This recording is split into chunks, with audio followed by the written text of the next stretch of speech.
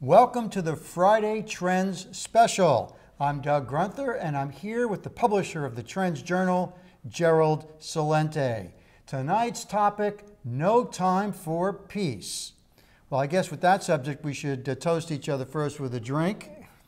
Good to see you, Gerald. Pace y amore.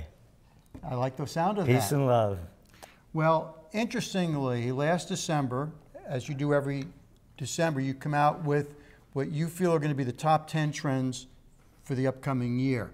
And one of them had to do with what you predicted was the likelihood of a war building in the Middle East. Here we are 7 months into the year. Is there more of a chance for war in the Middle East or less? Well, look what's going on. The current events form future trends. You saw what happened just a week ago, last Sunday. The president of Iran warned America, don't tug on the lion's tail. We could have the mother of all peace or the mother of all wars. And what did Trump tweet back? You mess with us, it's going to be the worst war in the history of the world, part 1 and part 2. Mm-hmm. And that other guy, Pompeo, the Secretary of State. Yes, Secretary of State. What a joke. What a freak show. He comes out and says the United States is going to put a 24/7 Farsi news agency on to educate the Iranian people to overthrow their country, basically. You talk, those Russians hacked into the DNC, But here, without one piece of evidence, by the way. But here, the evidence is clear. The United States is covertly and overtly attacking Iran. They are looking for a regime change. Now, interestingly, you point out that on the other side is not just the United States and Israel, but Saudi Arabia. I understand, and you can talk about, the relationship between Saudi Arabia and the United States, three-letter word, oil. How does Israel fit into this? Well, Israel and Iran, Iran doesn't believe that Israel should be there. They don't believe in the Rothschild story and the Balfour Agreement and throwing out the Palestinians. So they've always had that conflict. And you remember Netanyahu warning with the cartoon bomb in the UN going back, 5 years ago, mm-hmm. that Iranians are gonna blow up. They got a bomb ready to go. So Israel now, you think about it, Israel being in an alliance with Saudi Arabia. Oh, that doesn't talk about peace. Nobody talks about what's going on in Yemen. The Saudis started the war, launched it in 2014 from Washington. Their ambassador to the United States from Washington in 2014, when the Nobel Peace of Crap Prize winner Obama was president, announces that they're going to attack, or maybe it was 2015, I may have a year off. They're going to overthrow the Houthi government in Yemen because they don't like them. They've killed over 20,000 Yemeni people. It's the worst humanitarian crisis, according to the UN, today, and it doesn't make the news. Hey, how about that Stormy Daniels? Hey, you hear those tapes that came out about Cohen? I saw it on CNN. Nobody talks about it. There's no time for peace. The United States and Israel and Saudi Arabia are ramping up wars against Iran. You can see it coming. This is a quote from the administration. We're going to bring Iran's oil exports, you know what number they want to bring it down to? No. 0, their quote. So that's economic war. It's a war. They've already started a war. They're bringing the country down to nothing. But again, it's not making any of the news. But trade wars, they're everywhere. Trade wars, watch out for those trade wars. But murderous wars, the United States has killed millions of people, spent tens of trillions of our dollars just since 2001. And nobody cares. No peace movements anywhere. Well, a lot of it is it's not being even reported. Look, you and I grew up in the revolutionary times of the 60s, but we had a war going on that successfully was protested against. Took a long time, but it was a very specific war and it was the television. It was the televised version of that war that got people riled up. They saw it on TV. As you point out, what we see on TV every night is you know, did Trump have an affair with a model or not? Yeah. And again, you go back to 1970s and 60s, why were there protests? Because you and I were getting drafted. Yeah. Now they're now just the poor kids, and the kids are socially deprived kids are going to find a future, a lot of them. So nobody cares about them. So, and the other thing about that as well is that not only was the Vietnam War on TV, they didn't have a thing called embedded reporters. So they're in bed. They're in bed. They're prostitutes. They're not reporters. They even call it embedded reporters. In other words, they're getting it, right? Or putting it out. So there's no freedom of the press. Oh, we can't show any dead bodies. Remember, they used to show all the dead bodies coming in the caskets. No more. Oh, and we're going to bring democracy around the world. Yeah, that's why we're blowing it all up, and we're losing it over here. By the way, if you ask a tough question to the president, you get banned. Yeah, well, it's a freak show. So, it's the greatest freak show on earth. So of all the places, the hot places around the world to keep an eye on, it's Iran. It seems like it's the Middle East and Iran. Iran, yeah. And oh, and Syria. Right. Yeah, because Israel could bomb Syria anytime they want. They could blow planes out of the air and do it and call it, well, it was over the Golan Heights. Oh, you mean occupied territory that you stole from Syria, and they're saying it wasn't there. But Israel keeps attacking Syria, and Netanyahu, not my words, his, he will not permit Iran to have military bases or a continuing presence in Syria. So let's talk about how this translates into economics, because that's where people will start paying attention. This is going to have, what's going on and brewing up in the Middle East is going to have a huge effect, already has, on gas prices, oil, etc. Talk about that a little. Well, we've been writing about it. It's in our trends, and it was our top trend of one of them in 2018, mass murder market shock. And what's going on is that you have a war over there, you're going to have market shock, because already now Brent crude's around $75 a barrel. This thing goes over 80, hits 100, kiss the economies around the world goodbye. Dollar's getting stronger, right? Mm-hmm. Petrodollar, oil's based in dollars. Places like India, their rupee is down over 7% against the dollar this year. Oil prices go up, the currency's going down, it even costs them more to buy.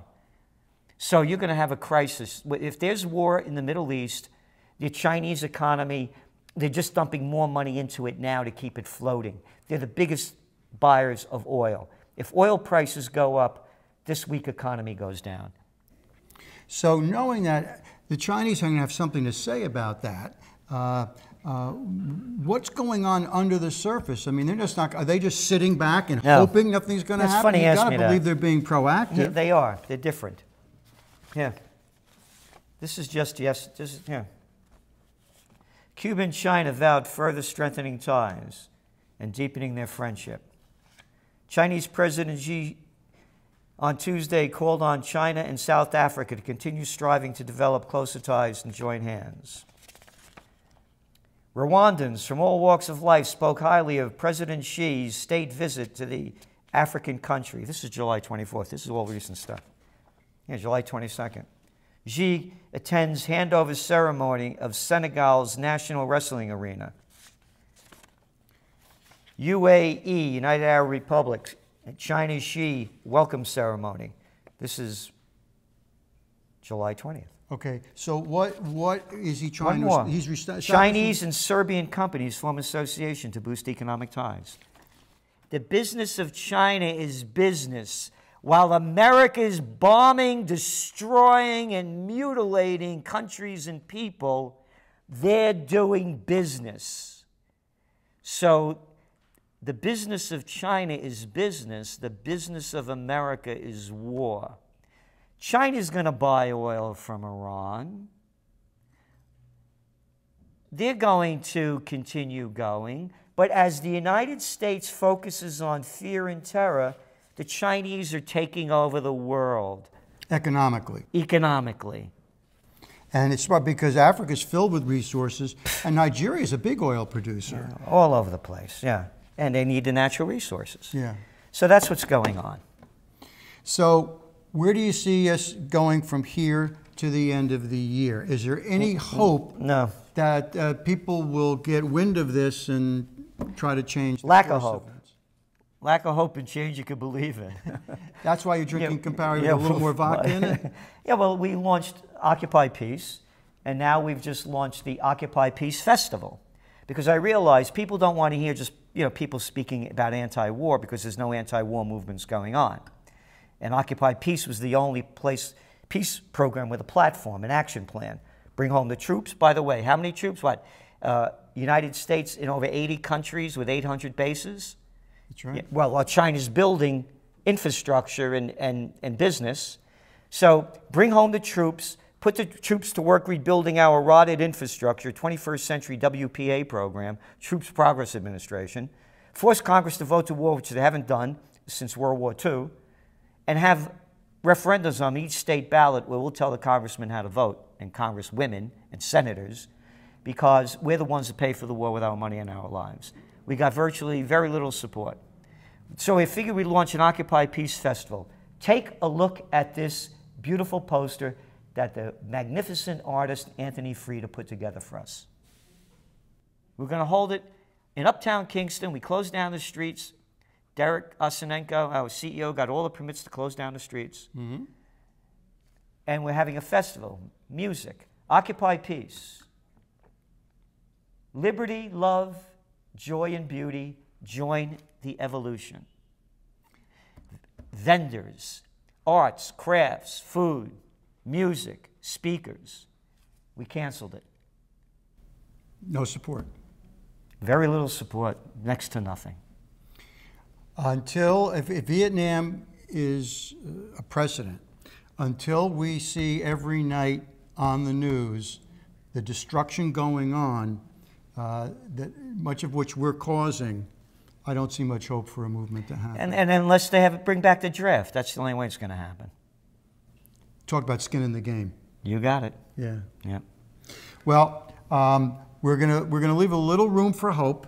Hope. Hope's the most negative word in the metaphysical dictionary. Is that right? It means wanting something to happen without doing anything to make it happen. Okay, so what word are you going to replace hope with? Action.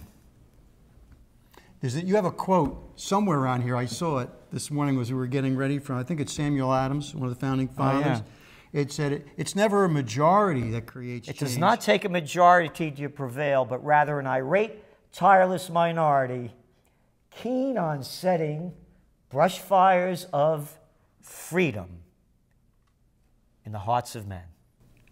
That's a wonderful phrase. How come we weren't taught that in history? Yeah. You know? We were taught history. I remember a few battles and a few generals' names. I don't remember that quote coming up. The only way this country is going to thrive and survive is if we bring back liberty, love, joy, and beauty, a renaissance, and you cannot have that in a state of fear and terror. Well, Gerald, I have a hard time believing that you would give up on anything you consider important. So is there a future for Occupy Peace? Oh, sure there is. We're just taking a little break here. We formed a foundation, a non-for-profit. We have other people developing and helping us push it forward. We have a board of directors, so we're moving forward with it. We're just taking a pause, and we're trying to build more support to push it forward at a much higher level and in a different direction. But no, at my age, I don't have a lot of years left, I'm that far and I got that much left. I want to check out of here creating peace. And that's my objective, my goal, and my life. So no, we haven't stopped. We're going to move forward with it. And we're just changing the direction a little bit and building a bigger foundation. So do you anticipate having an Occupy Peace Festival in Kingston? Oh, absolutely, but not only in Kingston. Occupy Peace Festivals around the world. It's Woodstock from now until eternity. Looking forward to that. Gerald, it's always a pleasure having a conversation with you. Always learn something. This is Doug Grunther, and this has been the Friday Trends Special.